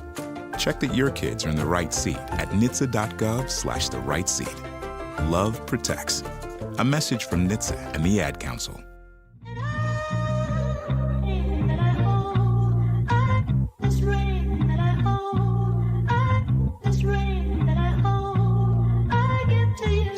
Welcome back to the Grapevine. I'm your host, Manan Sabir, the award-winning 1017 The Truth. Al. We have Al on the line. Al, what's going on, Al?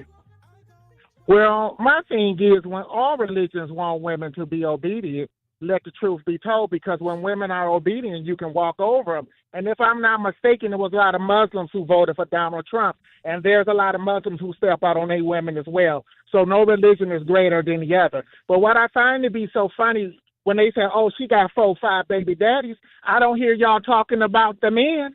Y'all give them all kind of bypasses. And I ain't never stopped no man from any religion of climbing in bed with her if she had 4, 5 kids. So my thing is, what's greater? And Virgin Mary, wasn't she 12, 14 years old where she got married, which means he will be on the sex offender list? So I look at it like this. No religion is better or greater than the other. All of them want women to bow down. Y'all don't want no woman to match your own energy, because if she shut up and just be a toilet for you, you can laugh and do what you want. Because you remember back in the 70s and 80s, Muslims was marrying white women and naming them Queen Orchidor. So I'm just saying, if you're going to push a narrative. Everybody deserves respect. And no matter what religion is, nobody sugar, honey, iced tea smell greater than anybody else. Thanks, Al. Al. We all put a pants leg on one leg at a time. You right, Al. Thank you. And Al, I think you're right. You got a point in some ways. Everybody puts their pants on one leg at a time, and everybody deserves respect. Don't do it, it won't get done. May I? Yeah, go ahead. Well, first off, I want to say, Al, it's great to meet you, great to speak with you, and thank you for calling in. I really appreciate your feedback. I want to begin by apologizing for whatever life experiences gave you such a negative outlook on faith in Islam. Those weren't our type of Muslims. Whoever you met that gave you such a foul taste in your mouth for the way we treat our women or the negative perception that you have, on their behalf, I apologize, because you weren't given a true perception of Islam. You were given some bigoted, misconstrued version of something someone called Islam. Be it they practicing their own inclinations or culture, but Al, what you were introduced to was not the faith of Islam. You were introduced to a man or a woman's own inclinations. In Islam, no woman or man is obedient to any other human being. In Islam, we only show obedience to God. And in society where America or the West or Germany or Italy is trying to strip away the rights that God has given to men and women, it's Islam that stands in that stead to give us the rights that God has trusted to us. For example, who's there saying women have the right to divorce? Who's out there saying that women have the right to inheritance? Who's out there saying that women have the right to be independent? It's not America 100 years ago. It wasn't America 200 years ago. There's many countries in the world I go to, Al, where these women don't have rights. But you give them a holy Quran, and guess what? They can stand up for themselves. So the women in Islam, they got their own thing going on. 100% independent of men. From God himself. And that's something that no man can interfere with. That's what Islam is all about. And that's what Islam stands for. To remove the tyranny of oppression. Be it from men, women, children, the government, politics, race, culture. Islam is about removing oppression, liberating yourself from tyranny, and thriving, finding subservience and freedom in God alone. So y'all can marry more than one woman? Can we? I mean, I live in America. I'm not here to say what man can and cannot do. As a Muslim, and people think, you're going to answer X, Y, and Z. As a Muslim, something people don't know, Sharia law, this thing that we keep hearing, really doesn't exist. That's not a thing. What that is, it's, media, X, Y, and Z. As a Muslim, Quranically, what does the Holy Quran say? I have to follow the law of the land. So if the law of the land says you can only marry one woman, if the law of the land says I can't go more than 90 miles an hour, if the law of the land says I have to pay my mortgage as a Muslim, that's what I got to do. And if the law of the land says I cannot usurp the rights of others, then I won't. As a Muslim, I am a patriot to the highest degree. And much of my family has served in the armed forces and law enforcement. We've died and bled for this flag like everyone else. So I'm not going to tolerate someone else trampling the rights of women that my family has died and bled for, or that my prophet sacrificed his life for. We're not here to abuse or usurp the rights of women or orphan or men or the poor or the refugees or the widows. What we're here to do is to stand up for them, because nobody else will. There will be phases in history where rights rise and fall, but a Muslim, the Holy Quran, and Islam will always stand for justice independently. And I'm glad that people like Al feel comfortable enough to express themselves, and we can get things like that right and straightened out. So back to your subject real quick, because we run out of time. Back to the subject of this $1,000 if people can prove that Jesus did die on the cross. If they can't, and the theory is not proven, then and the crosses start decreasing in the churches, right? Then what? I mean, we have a church, a 30-second walk away from the mosque that closed down. It's up for sale. Yep. I mean, that's not strange in America. The churches are closing, but the alcohol, tobacco, vape shops are opening. That's not the trajectory that we want America to go in. The reality of the situation is we can argue, we can talk, we can converse, but before someone comes here talking to us about Jesus, God, have you tried talking to God? Before you come trying talking to me. I was talking to a first responder the other day, and he was breaking down CPR to us. And he said, would you ever break the ribs of an old lady? And everyone kind of jumps. They're like, what are you talking about, man? And he said, well, when I do CPR, when someone's dying on the floor, to properly administer CPR, we understand that the ribs of that individual just might break. And that's how serious we take saving a life. Many a times, people who have cancer, they undergo radiation. Everyone knows radiation will be negative to your well-being and health, but it can defeat the cancer. And people are willing to undergo that treatment to cure that disease. Is America willing to try Islam? I'll try chemotherapy, I'll try everything for these physical ailments. But when it comes to a spiritual disease, are we going to try this cure? So the war, there's a war going on. Real quick, is there a solution for the war?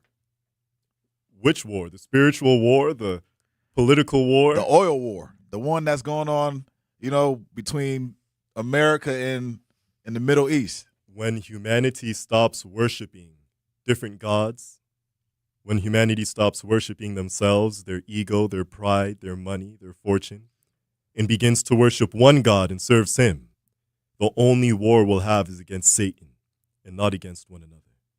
The solution has been seen in history, and within our world and our circles and in our global community, we see that solution every single day because we don't suffer from those ailments. But again, as the world bleeds, we bleed. As the parents of that 9-year-old daughter mourn, we mourn too. As the victims of that hit and run mourn, we do too. So until the world is at rest and at peace, we won't be. And we'll be on the streets in society, in Milwaukee, in Compton, in Las Vegas, in Miami, with everybody, fighting for their rights, fighting for the belief in the oneness of God, fighting for the independence and the sustenance of our rights and liberties, as long as Islam is here on earth. A lot of times, I went to, we're running out of time. We'll bring you guys back. But I had a story real quick. I was working out in the gym, and I asked the pastor that I used to work out with whether or not if he would join me in talking to individuals that will be talking to individuals on the street that are committing violence at night. And he said to me that it would be very, very dangerous to do that. And it really turned me off. And I want to know, do you guys put your lives on the line too? He didn't know you were a 5th-degree black belt, did he? No, he didn't know that. No, he didn't know that. We have a call, man. We had a caller on the line, but I think that we're going to kind of bring you guys back. We're going to talk about these $1,000, whether or not somebody has actually won it. Where can people find you? Well, so our mosque is over on 104th in Oklahoma. Speaking to the mic. The mosque is over on 104th in Oklahoma. Yeah. If you want more information on the Ahmadiyya Muslim community, the website's alislam.org, ALISLAM.org, and we're available for dialogue anytime. Hey, if you guys want that $1,000, if you can prove it, you better come check them out. alislam.org, Ahmadiyya Muslim community, Milwaukee. There it is. Milwaukee. There it is. This is the solution. We have a bunch of them. Is there a solution? Two Sheriffs said it starts with our young people. This community said it starts with the soul, feeding people, giving blood, opening doors, love for all, hatred for none. It's not a slogan. It's a challenge. To me, to you, to everybody. This is their solutions. We got Jazz Tyler coming up next. We bringing the peace with her only on 101.7, the award-winning 101.7 The Truth. We out, y'all. Peace.